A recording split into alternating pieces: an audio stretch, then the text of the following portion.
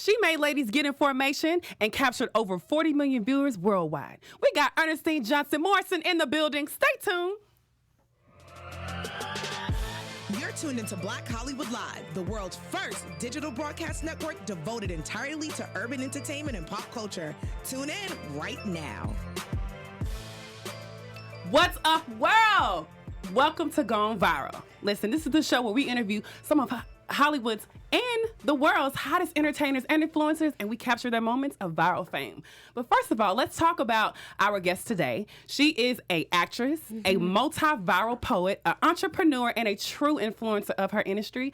Y'all give it up for Mrs. Ernestine Morrison. Thank you for having me. Yes. Oh my God. Listen, you are amazing. I mean, let's talk about the very, very first thing that I remember is when you did the poem on Arsenio Hall show back in 2016. Average Black Girl. Actually, that was 2014. I did Average Black Girl. Yeah. Okay. So Average Black Girl. And listen, you grossed over 40 million viewers. And later, you end up doing a rendition of Beyonce's Formation. Yes. And you did Red Bottoms. But first of all, let's go back to Average Black Girl. Yes. That's one of my favorite pieces of work. So tell me, how did you actually get to the moment of doing that? You know what's so crazy is I wrote Average Black Girl on a plane from New York to Las Vegas. Wow. One of my old friends, Lonnie Love, was doing a poetry on the Strip. It was the first time poetry's done on the Strip in Las Vegas, and he had me performing that same night. And I didn't have a poem. I didn't have a new poem. And I said, I'm just going to write one. And it just was coming to me. I was inspired on a plane. I wrote it on a plane from New York to Las Vegas, landed in Las Vegas, and did it that same night. Wow. So basically, you just had pressure and you created something. I work very well under pressure. I've always liked when in school did my projects last minute because that's when my best stuff came out. And I wrote this on a plane because I was inspired by this lady who thought I was supposed to I was inspired by many things, but one of the instances on the plane was this lady just thought I was supposed to give up my seat for her. Oh. You know what I mean? Like Rosa Parks moment? Right. And then there was another instance a few days before, I actually think a few nights before, I was practicing a scene for an acting class with one of my acting castmates in class, and she said, oh, well, it shouldn't be hard for you to get roles because you're more upper middle class Black girl. Oh, wow. And I was just like, the audacity. It's really caucasity. The caucasity. Right. The caucasity of her to even say that. Like, what does that mean? Yes. And I think that was the seeds that motivated me to write Average Black Girl. Right. So you were like, listen, I have to stand up against something that I felt that empowered me to really speak against. Oh, absolutely. So you wrote this poem and you actually first performed it on the Strip of Las Vegas. Yes, okay. One of the first female poets to ever perform on the Strip in Las Vegas. Did it that same night at, I think it was, what hotel was that back then? I think the Cosmopolitan. They don't have that anymore? No. Interesting. Well, so you did that there. How did you go from performing on the Strip in Las Vegas to actually performing on the Arsenio Hall show? Yes, shout out to the Arsenio Hall show and Arsenio Hall and that platform he had for up-and-coming artists. My good friend David Banner, shout out to David Banner, he did the Arsenio Hall show first. And they asked him, hey, do you know any poets? We want to have some dope poets on the show. And he was like, I just met this girl in Atlanta. I literally just met him a few weeks prior. He said, she's super, super dope. I saw her on stage and she lit that thing up. And so he texted me. He said, hey, you want to do the Arsenio Hall show? Tape yourself and turn it into them. And, this is the connect. I taped myself. I'll never forget. I had my girlfriend come over, tape me in my kitchen. I turned it in by midnight, and I was like, they probably won't choose me. Who knows? And then they called and said, we'd love for you to do the show. And I hopped on a plane from Atlanta to LA and did the Arsenio Hall show. So, what was going off in your mind when you finally got that email and it was like, we want you to come on the show? It was so surreal because it's Arsenio Hall. He's a legend. His show was historic for it to come back from the 80s. And then I walked into this big, I think it was shot on CBS lot, I can't remember, but it was this big lot, and I come in, I had my dressing room, my name on. It was the first time I had, my own dressing. Like a star. Yeah, I was like a star. I was like a name, Ernestine Johnson. I was like, this is so cool. And I was backstage so nervous, but ready for this moment. And I knew I had it, of all the poems that I had to choose Average Black Girl because I had to say something that was meaningful and powerful and something that needed to be said on this platform. And I'll never forget the producers came backstage and said, we can't have you on. Our first guest spoke too long, and now we don't have time for you. And literally my world came crashing down. I was just like, what? This is supposed to be my moment. And the producer said, well, Arsenio still wants to hear your poem. If you can do it for him in the audience, he'd still like to hear it. And I was just like, okay. So I went and I did it for him in the audience. And he was like, no. He fought for me. He said, I have to have that live on my show. And I left the studio. And 5 minutes later, they called me and said, can you turn around? We'll tape you tonight and we'll air it tomorrow. On tomorrow's episode, they said Arsenio fought for us to have this poem on his show. So I'll always, always be grateful to Arsenio on that platform. That's amazing. Well, first of all, let's talk about this viral moment that you had. You had 40 million viewers. Yes. I mean, first of all, like, how was life after that? Like, you know, it's so crazy. I love telling this story. I'm sure people have heard it a million times, but I will tell it a million times more because it's so powerful. God has a way of showing you what you need when you need it, not when you think you need it. Oh, so okay. when I went viral, when I did the show, I didn't go viral immediately, and I thought I was going to, because there was other poets who went on his show prior to me, and they all went viral. So I thought I was going to go on there, and I was going to be viral, and I was going to be popping, and I was going to be booked, busy, and blessed. Right. And God showed me for 365 days that he needed to prepare me for what was about to come. He needed to prepare me to go viral. He needed to prepare me and show me that this gift is not about me, that it's about me using my gift, which is my mouth, as a vessel of love, light, and motivation to my people. So he sat me down for 365 days, a whole year. It sat on my YouTube page at 11,000 views. And I was just like, why is this not viral? I should be booked. I should be speaking. I should be being interviewed. And la, la, la, la, me. And God showed me it wasn't about you. This is about your gift. And it's about what you can do for others with this gift. And 365 days later, then it went viral. And I was on a plane heading to the Bahamas. It was Will Packer's birthday in the Bahamas, his big 40th birthday. And my phone just going off. It's buzzing. It's tweets. It's Instagrams. It's Facebooks. I'm like, what is going on? I see average black girl go 350 views, 50,000 views, 500,000 views, 750,000 views, 1 million. I'm watching the numbers go, and I'm like, what is going on? And there was a website called Upworthy. I think it was Upworthy.com that posted it. And it just went, Upworthy is the yes, bomb. and it went viral. Wow. And I'm watching the numbers just move. And I'm watching the emails and the DMs I'm getting about little black girls saying, you changed my life, or you stopped me from committing suicide, and you don't understand how these words helped me, or these words made me be proud to be a black woman. And it was then that God said, see, this is what I was trying to show you. It wasn't about you. And I have to let you know that I don't work on your time. I work on my time. That's and you right. weren't ready yet because you thought it was about you.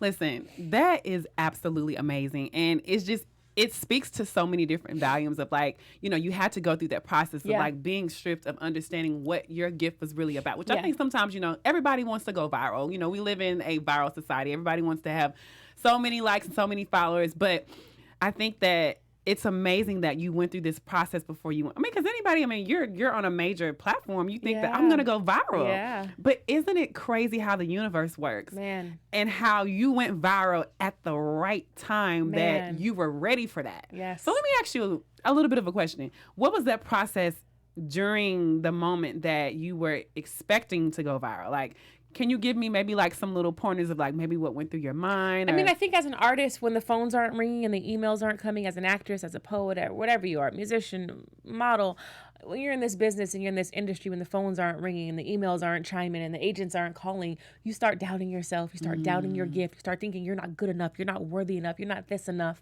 And I can see how people get depressed in this industry. Yeah. So through that year, I can't say that I fell into a deep depression, but I kept questioning myself and questioning my gift and questioning my future in this business. Mm-hmm. And God was aligning things for me that I didn't even see in the moment. Like I got a new agent, I got a new manager, all these things that were in place now. Mm-hmm. He was putting them in place for me to be, okay, now you're viral, now you have a team. When you thought you wanted to go viral, you didn't have a team. So you wouldn't have even known what to do with this viralness. Right. had you not had the strategy around you. And during that year, it was just like, I was auditioning as an actress, getting told no, getting rejected. Wow. Still creating. My motto was create, don't wait. I've always been a creator, writing new poems. I followed up with Red Bottoms and Formation and Dear Black Man. Yeah. Kept creating because I said, wow, this poetry lane is an avenue, A, for me to use my gift, B, for me to keep my voice out there. And now that I have this attention, this spotlight, I can continue to elevate and continue to go deeper with it. Mm-hmm. So you go viral, you said you had emails and DMs. Yes. So what happened immediately after you went viral? Oh God, I can't even remember what happened immediately. I just can't How did even people remember. treat you? people around you definitely start changing. For sure. And then, I didn't really know much about what viral meant then. This was 2015. So we're coming up on 2020 now. So viral's kind of been a thing for 5, 6, 7 years now. So it was so new to me. I'm just like, what does this even mean? And I didn't even have the wherewithal the business acumen that I have now. Wow. Had I had the business acumen then, I would have had a t-shirt, Average Black Girl t-shirts, coffee mugs, notepads. Right. You know what I mean? Like, I didn't really monetize besides my YouTube views. I didn't monetize off of this platform had I known that now. Right. Now, what I know now. But your friends start changing and they start thinking you're getting a little more famous than them. And going viral or just any type of attention on you will really show you who people really are. Yeah. That's real. But luckily for me, I had such an amazing group of friends, the Fab Five girls in Atlanta. We keep each other grounded and humble, and we help each other out with auditions and in our art. So it was really important for me at that time to keep my circle close. Right. Yeah. So, you go viral, and then after that, I remember you did the Red Bottoms. Yes. Shortly after that, right? Yes. And that was another poem that you performed that went viral. Went viral. Was it the same amount of time that it took for the performance that you did on the Arsenio Hall to go viral, or was that more immediate? No, Red Black Girl. Hilarious. That's okay. Red Bottoms went viral almost immediately. And Wow. at the time I did Red Bottoms, I was with a team called Archive Entertainment in Atlanta, Georgia, and they had DC Young Fly, Emmanuel and Phil Hudson. So they kind of had a group. We kind of had a group of people who were already gone viral and had the formula down. And I did Red Bottoms, and actually it was DC Young Fly that posted it on his page. Wow. And that helped it get the traction. But I realized doing the Arsenio Hall show, I'm like, okay, well, if I can put video to my poems, it keeps me out there. Right. And people want visuals. No poets were doing that then. No. One of the first poets started doing videos for her poems, and Red Bottoms went viral almost immediately. Wow. So Red Bottoms, I love Red Bottoms. Red Bottoms is super dope. Like, I remember when you did it. And I It's was like, raw. You know what? I was like, look. I had a whole different perception of why I'm going to put on some Red Bottoms. So let me ask you this. What message did you really want to convey to your audience? You know what? I wanted to convey that, we all like nice things. And trust me, I love nice things. I wear Red Bottoms. I love Christian Louboutins. I love Chanel.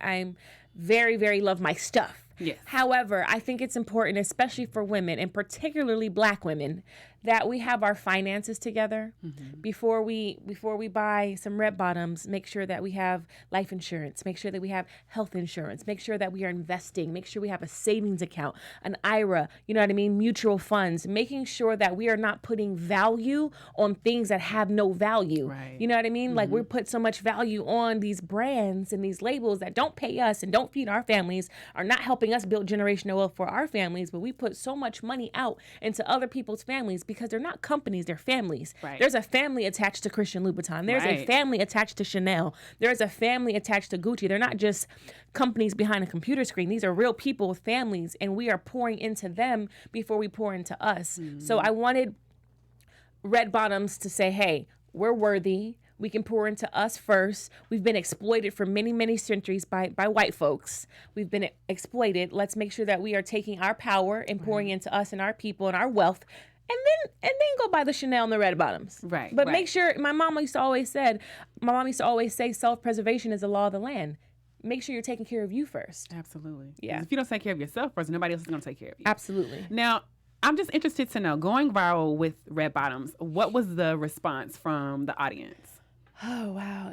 There was a lot of hate. There's a lot of love. There's a lot of hate because women felt like I was talking at them. And I have a way of, I'm raw. I mean, if you know me, if you've ever been in my presence, you know I'm assertive, you know I'm aggressive, and I'm going to tell it how it is. But too many women and too many Black women are on social media selling their body parts and not selling their brains and selling their intelligence. Too many women are out here doing God knows what and God knows who for Red Bottoms and Chanel bags, but don't have a pot to piss in. Right. You know what I mean? You're out here doing all kind of stuff for bags, but you don't have any money in the bag. You don't have the bank account to match the value of the bag. And so I got a lot of hate because, again, women thought I was talking at them, but the message got across. Yeah. So getting that message across to the audience is one thing, but then it's like the other part of it is like, getting the message to the actual brand. So Yes. did Christian Louis Vuitton actually reach out to you? Christian Louboutin did. He actually sent me a pair of shoes. He loved it. The brand loved it. I actually worked very intimately with their brand at the time because I had a personal shopping company. And nice. And he sent me a pair of shoes and he signed them and it said, "With love, Christian Louboutin." Wow. Yeah. So he actually did reach out. So see, like, whenever you go viral, there's many things. Like, people either like what you do, Yes. or either people, take it. Well, actually, you said something. You said, if you don't understand the message, seek the knowledge. Yes. Man, I got to bring that one back. I haven't said that one in a while. If you don't understand the message, seek the knowledge. And I felt like, like there was a platform, because I feel like everything that you do, like, there's always a message and knowledge that you always teach. Absolutely. Like, I understand, from you going viral, you understand that it's very important to build a platform to be able to educate people. So speaking of that, I know that you also have another company called The Corner Class. The Corner Class is my husband's. Yes. The Corner Class is my husband's. But you guys We do it together. Yeah. Yes. So it's my husband. It's his baby. He created it about 5 years ago, where we go to the corners in the inner cities. And I say inner cities, I mean the hood. We are going to the most notorious corners in the hood, Malcolm X Boulevard, MLK Boulevard, across the nation, where my husband takes out a flip chart and teaches real estate and wealth right there on the corner in the hood for free. And I close every class with poetry. And see, and I noticed too, and it's always funny because I feel like once you go viral with one thing, like, people trust you, and it's like just keep building. You just keep building. So how is it going viral with, doing your poetry versus doing the Corner Class?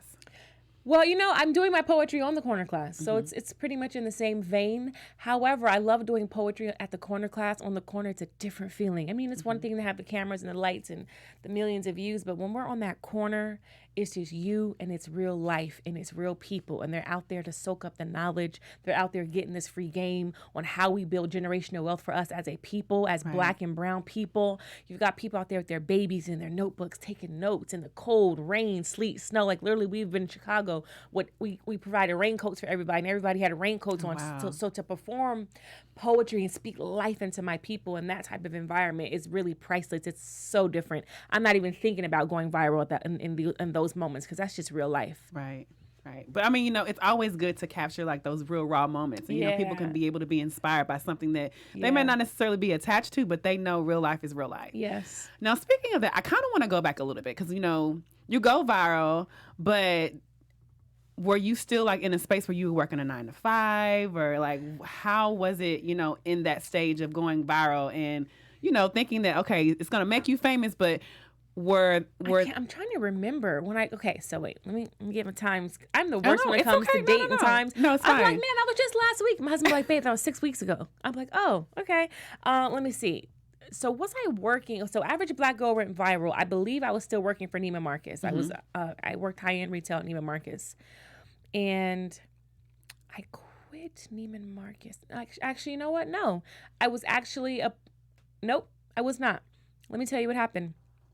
I was working for Neiman Marcus in the men's department in Atlanta, Georgia. I transferred from Las Vegas store to Atlanta store, specifically asked to be in the men's department so I can network and do what it is that I really wanted to do. Right. Built an amazing clientele, had an amazing book, quit my job at Neiman Marcus in 2013.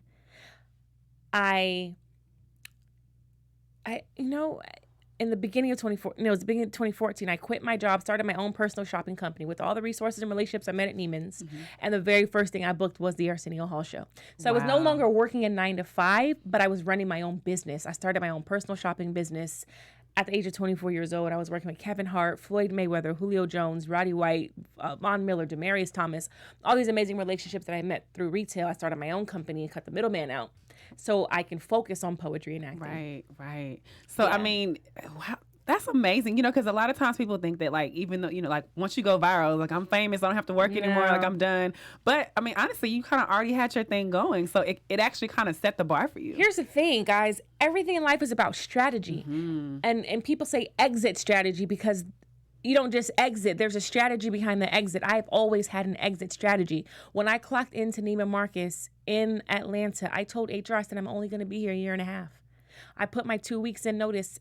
My 2 week notice in at a year and a half. I remember like yesterday going up that escalator to HR and letting them know, okay, this is my 2 weeks. you have to have an exit strategy. When you have very clear goals and aspirations, you have to put a plan around them and you have to execute those plans. It was always in my plan to work for a year and a half, stack up 6 months of living expenses, start my own company. Just in case the company wasn't generating revenue immediately, I had 6 months to fall back on. But the vision was always to be a full-time actress and poet and have and be flexible with my schedule so I can work on my art. Right. So in that moment of, like having the success with Red Bottoms and having the success with the Arsenio Hall show, yes. How did that, what did that do for your business, your personal business? My personal shopping business? Yes. You know what? I think it all lended to just my credibility.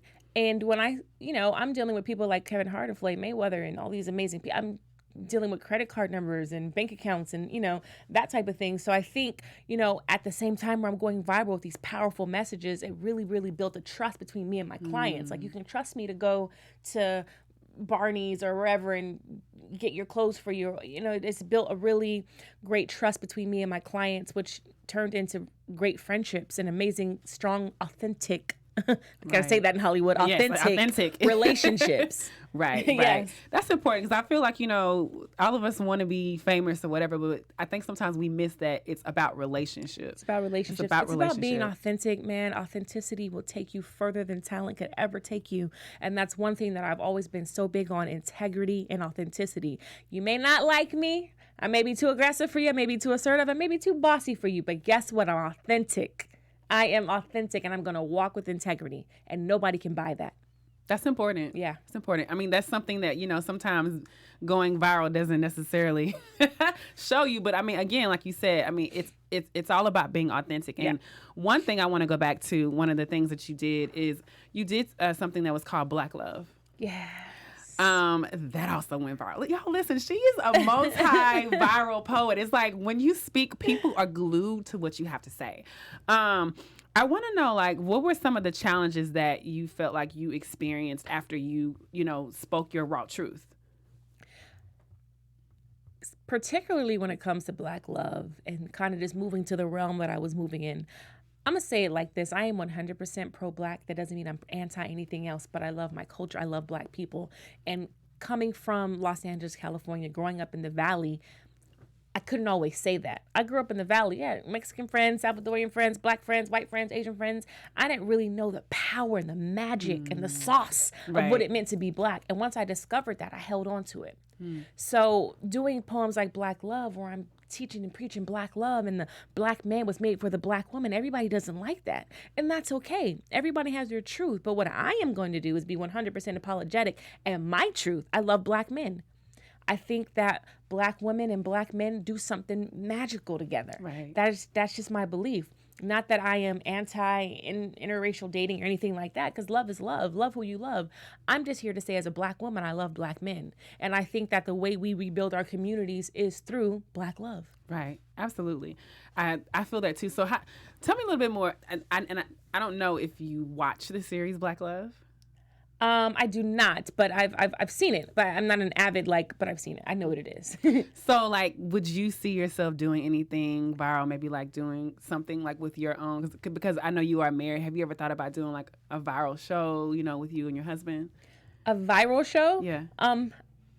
My husband and I definitely have thought about doing a show. We actually kind of started one, and then we couldn't stay consistent because we were so busy. It was called J and EJ Live, and it was similar to this type of setup. Two of us talking about daily topics, hot topics, and relationship stuff. It was called J and EJ Live. We may bring it back because people really loved it. But yeah, I'm totally open to doing a show with my husband.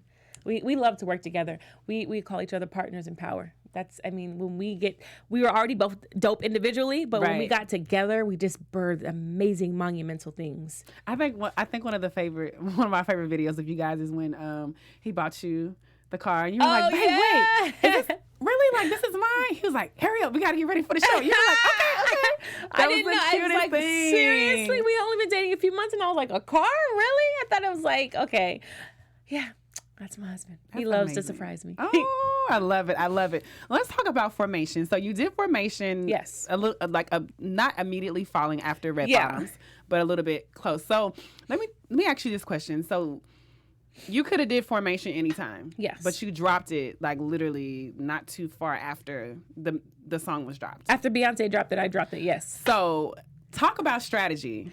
Was there like a strategy behind that, or was it that you just wanted to? You know what's crazy is now knowing what I know now, I would have done that. But back then I didn't know.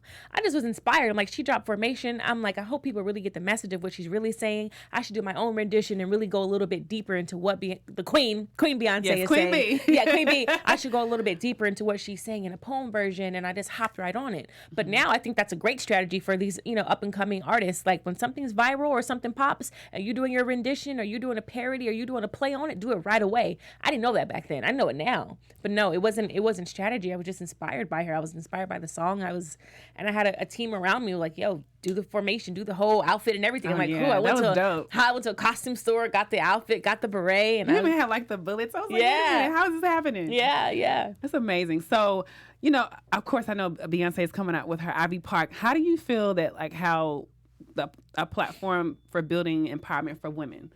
How do you feel like you've done that through, your poetry? Oh, absolutely. I think poetry was the seed. I think poetry was a seed that set me up to be an influencer, quote unquote, or a voice and have a platform. And with that platform, what I've done now is build businesses and build companies. And I just started Greenlit ATL, yes, which is a media company and a social networking event for industry professionals in Atlanta that's expanding to New York and LA and Chicago. And we're celebrating our 1-year anniversary coming up in January. So I'm super excited. But poetry was the seed for me to set me up as a voice and as a influencer. So going back into acting, because we didn't really capitalize on that. Yes. So my question is, how did you transition into building that platform for poetry and then getting into acting and then allowing, because I looked at your YouTube and you had like 48,000 people who like viewed your reel. I was like, oh my God. Yeah. I actually started poetry and acting at the same time when I was 10 years old. My very first set was Seventh Heaven.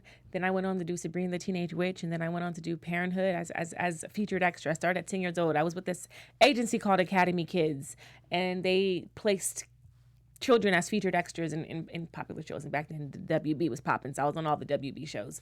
But I started acting at 10 years old, and the vision has always been to be an actress, to be a poet, to be a speaker.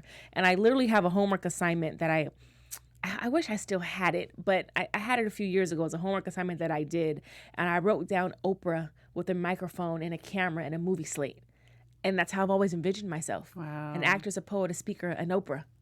And I think I'm walking into that. Right. So like, how do you balance all of those talents? I don't think you balance anything in life. I feel you on that one. I don't really know if balance really exists. I think you find what works for you and you work that. I do think that a little bit of foundation, I wouldn't call it balance, but foundation comes from your self-care, how you work out, how you read, how you eat, how much water you drink to keep you centered and keep you grounded and keep you functionable. Right. Yeah. Exactly. Keep you functioning. Yes. Like, I mean, having a healthy mental is like that's so, I think mental health is so important. I think absolutely, no matter what you do, I feel like if you don't have your mental health intact, I feel like everything else is it's off. Work. I mean, there's some times where I'll be like, 2 weeks ago, my life was just in shambles for a week. And I'm like, why am I just so off? Why am I off? And I'm like, you know why you're off? Because your closet's not clean. And I just literally, those little small cinnamon yeah, things. like literally my life was just everywhere. And I'm like, you know what? I got to go down and clean my closet. That's the root. And my closet was horrible. And I called my assistant over. I'm like, we got to clean this closet. And immediately I started feeling better. I started getting more organized. But taking care of yourself, taking care of your environment, taking care of your mental, your spiritual, your physical health is the center of everything to keep you having a strong foundation in order for you to be the wife, the husband, the actor, the mom, the dad, the CEO. You know what I mean? Right. You have to have that centered foundation, that grounded, that balanced foundation. Now, talking about foundation and building foundations, we kind of hit it a little bit with the Greenlit Studios in LA. Yes. I'm sorry, in Atlanta. Yes. Wait a minute. Coming to LA. Come on, manifestation. Wait a minute. Come on. So talking about the Greenlit Studios, what kind of opportunities have you created for creators like yourself? Oh, man, I just got done funding a film with Nina Holiday and BET called Hip Hop Holiday. I was going to talk about that. Yes, Hip Hop Holiday starring Taronda Jones and Wendy Raquel Robinson, directed by none other than the Terry J. Vaughn, written by cast secrets beaters of Nina Holiday. So Greenlit has put me in a position to galvanize filmmakers, film lovers, actors, producers, writers, content creators, and put myself in position to fund and to offer funding resources to filmmakers. Got you. Awesome. So tell me a little bit more about like how you would find more of, I guess I would say, you're helping them create content, but how do you teach them about strategizing and getting their own brands out there? Well, at Greenlit ATL, which is the first Thursday of every month in Atlanta, Georgia, what I do is I screen short content from various independent filmmakers, right? Mm-hmm. And it's not a motivational event, even though you leave very motivated. Because a lot of motivational events, I feel like you leave motivated with no game plan. Right. But at Greenlit, what we do is we offer you the tools. We offer you writers' courses. We offer you producers' courses, directors' courses, acting classes. We strategically place people in the room that can help you have longevity in your career, right? So it's not like, hurrah, we're motivated. I screened my film. Woo! Go back home, and then you get in your car and you're like, okay, what do I do next? We are giving you action steps and resources and practical tools for you to have longevity in this industry, in this business. Mm-hmm. So do you think that it's all like a numbers game? When it comes to like creating content, or? I think it's a mixture of everything. I think it's a cocktail. It's a cocktail of different formulas. I think it's numbers. I think it's strategy. I think it's marketing. I think it's relationship. And I think it's faith. Oh, number one, I would definitely feel like... I would definitely say that I feel like it's faith, because how can you consistently keep getting rejected and keep getting rejected and find a way of being able to get back up? You have to have some type of faith. You have to have some type of faith. And I for some people who follow me, I use my acronym CROWN. Wear your crown, your confidence, your resilience, your optimism, your willpower, and set your non-negotiables. It takes resilience. And resilience is to be bended, to be broken, to be stretched, but being able to bounce back. That bounce back, that's the faith.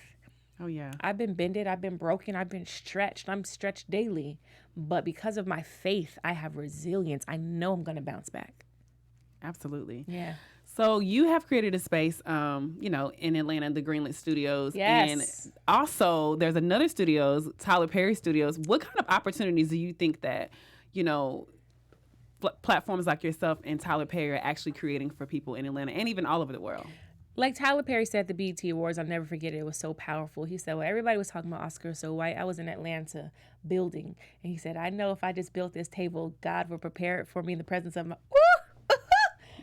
We are creating platforms where we are creating and not waiting. And we are putting people of color in position to work and to work at a high level with quality.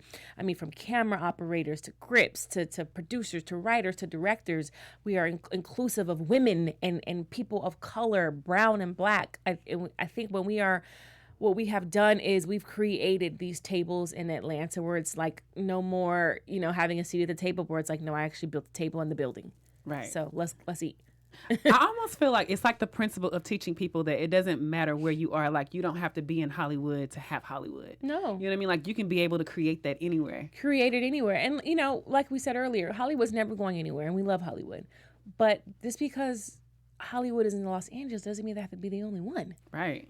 It's just like don't wait. Create your lane. Create the life you want. Create the projects you want. Surround yourself with like-minded individuals. If you have a camera and you know how to act and you know how to direct and you know how to produce, shoot a film. Let's go. You're right. And I think that's also a part of being viral. It's like, if you do want to go viral, you have to be able to build your own platform, and you have to be able to trust the things that you have. And sometimes it's not a constant thing. Sometimes it's like over the time, like, you see those things happen. But the whole purpose of, like, what you said is that you have to have strategy. You have to be able to, build these things. And on top of that, you're talking about foundation. We talked about Greenlit Studios, yes. But I want to talk about the Legacy Center. Yes, Legacy Center. Oh my God. Like, I looked at the stacks. It's like 2.6 acres. 2.6 acres, 3,000 square feet of commercial real estate in an opportunity zone in East Point, Georgia, which is in the Atlanta metro area. We're super, super excited. I co-founded it with my husband, Mr. J. Morrison, and we're so excited. It's going to be co-working, film and media production space, and financial services and wealth education. It's our mini Black Wall Street. It is a modern day Black Wall Street. We painted the building black, so it's the Legacy Center, aka the Black House. It's like black and gold. It's black and gold. You're gonna come in there. You're gonna be able to co-work and incubate your ideas and your businesses. And not only incubate your ideas and businesses, but now we also provide the classes and the education on how to formulate your business, on how to taxes and credit, and then we have the content creation production studios in the back where you can film your own content and control your own narrative and tell your own stories. It's a complete hub for artists, for entrepreneurs, for small business owners, for future CEOs, for future billionaires, for future millionaires, for future trillionaires. The Legacy Center is opening in Atlanta, Georgia, January 8th. We're so excited. Oh my God, that's you know, I feel like you had a moment, and let me see if I can follow it. So you quit your job, and I quit my job. you know, you started your own business, Started my and own within that business. same year, you did the Arsenio Hall show. Booked the Arsenio Hall You show. didn't quite go viral, but even though you did it, it took a whole year's process for you to be able to build your team. Yes. You went viral. Then all these opportunities open up, you know, for you. Yes. Then you continued to create. Yes. And then you went triple viral, other than you did the first time. Yeah. Then you went from there, and then you created something different. Yep. And then you had other brands wanting to be a part of what you did. Yes. And then you end up meeting your husband, and then y'all end up creating something. Yes. And then you end up going from there to creating something else, Yeah. to doing the Legacy Center, to doing Greenlit Studios. But what kind of advice, I want to ask you, would you give someone who's trying to make it in their lane, in their industry? Like, they just want to be seen. Because I feel like going viral is not really trying to be viral. I think it's really more about trying to be seen. You know, I think one of my pastors said something similar to this. I don't know if this is verbatim, but I think he said basically sometimes your passion isn't your purpose. And I'm very spiritual, and I'm rooted in the Spirit of God. So Yes. that's just how I roll. Your gift will make room for you and bring you in front of great men. That's Proverbs. And I wholeheartedly believe that. And sometimes we're operating in our passion. Our passion is not our purpose. I think that we have to, as artists, as entrepreneurs, as women, we have to be still and allow God to work, and allow the universe and allow God to maneuver you into the lane that he has designed for you. Because when we think we know what we want, God knows what we need. And I have always elevated. Every year I've had something pop, whether it was something viral, my company's popping, or it's because I'm operating in the Spirit, and I'm letting God use me, and I'm letting him use all of my gifts. Wow. And, you know, to be quite frank, it was acting for me. I wanted to just acting. And although I'm an actress and I've have a great resume and I'm booking, but God showed me you're so much more than an actress. And if you just listen to me, I'll show you that you have greenlit in you. I'll show you that you're going to birth the Legacy Center. I'll show you that you're going to birth now a studio. I show you that you're going to birth this legacy you're building with your husband. Like, God has so many gifts inside of us that we have to give birth to. But we so focus on our passion sometimes that we're not making room to give gift to the real gifts that God has in us. And, you know, I don't think you try to go viral. Right. I think you try to put quality work out there and operate in the Spirit and operate in your purpose. And if it goes viral, it's because it was destined by God. Right. So what are three advices that you, or I like to say vices, like more like viral vice. What three vices would you give people out there who want to go viral? Quality content, consistency. And I think that's where I messed up. I wasn't consistent. I did one poem a year, two poems a year. Staying consistent, originality, consistent, and quality. Wow. So originality, consistency, and quality. Yes. What about any type of strategies that you would use? You know what? So many people just use one platform on social media, which is usually Instagram. Use all of the platforms. Use Facebook, use TikTok, use Instagram, use Twitter. Stay on top of all of the platforms, because you never know who your audience is. Some people go viral on Instagram but can't go viral on Facebook because their base is on Instagram. Do you feel like it's like a difference from going like the certain strategies that you use to go viral on Facebook that you do on Instagram? Yeah, I think you have to know your audience. You know what I mean? As a person who's an influencer and person who's a social media influencer, know your audience, know your algorithms, know your insights, know who you're speaking to. If your crowd is a little older, then maybe it's Facebook that you should put your videos on. If your crowd's younger, if your crowd's into music, use TikTok. You know what I mean? Really, really know your audience and study your analytics. So speaking of audience and analytics, I know that you did a TED Talk. Yes, I did. Buckhead. Yes. And you started off with the Crown. average. Yeah, you did. I started with the average Black girl, went to the Crown. Yes. Yes. Mm-hmm. So because I feel like TED Talks is it's just a space for people to just find out greatness of like how they can be able to, learn things, whatever it is, whether it's acting, whether it's tech. I feel like TED Talks is really giving a person an opportunity to be able to empower other people to do what they do. So what specifically do you, because I know that through TED Talks, you actually created The Crown. Mm-hmm. What do you want to build with that platform, The Crown? Crown is going to, well, it really is just my model for life. But Crown eventually will be a talk show. And it's really my roadmap on how I speak. When I do speaking engagements, I speak from The Crown. It keeps me on track. When I talk about the confidence, the resilience, the optimism, the willpower, the non-negotiables. It's like a format. It's my format. It's how I live my life. It will eventually turn into a talk show. I've already started a show, a short form content on YouTube called Beneath the Crown. But Crown is just, it's my essence. It's my aura. It's my energy. It's my mantra. It's how I live my life. When you hear The Crown, you think queen, because everyone's, king and queen these days, but you don't just wear a crown. It doesn't just get on your head overnight. You got to build the crown. You got to build the confidence. You got to build your resilience. You got to build your optimism. You got to build your willpower. You have to set clear non-negotiables. And that's just how we have to operate when we're walking into our royalty. That's right. It's true. Yeah. So I think you kind of touched on it a little bit. What can we expect to see more from Ernestine? You can expect to see me way more on your television screens. Oh. On your movie screens. And you can also expect to see my name in the executive producer credits a lot more. Oh, yes, because you did executive produce Hip Hop Holiday. I was one of the executive producers, yes, alongside Nina Holiday, Terry J. Vaughan, and Cass Seeger's Beatles, and Demarius Thomas, actually, my NFL partner, Demarius Thomas.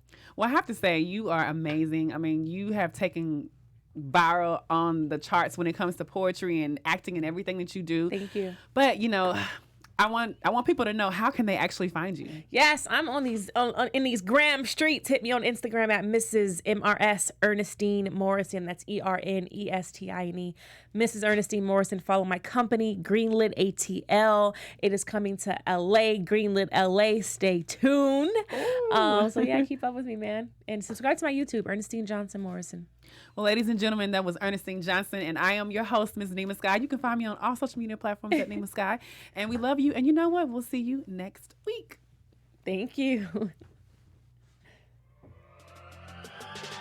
On behalf of our BHL staff, we would like to thank you for tuning in to Black Hollywood Live, the world's first digital broadcast network devoted entirely to urban entertainment and pop culture. Check out our Black Hollywood Live YouTube page for even more great programming and amazing content. And be sure to subscribe and like our channel when you do. I'm your BHL host, Nakia Monet, and you can find me on all social media at Kiki Boom Boom or at Black Hollywood Live. Black Hollywood Live. Hollywood redefined.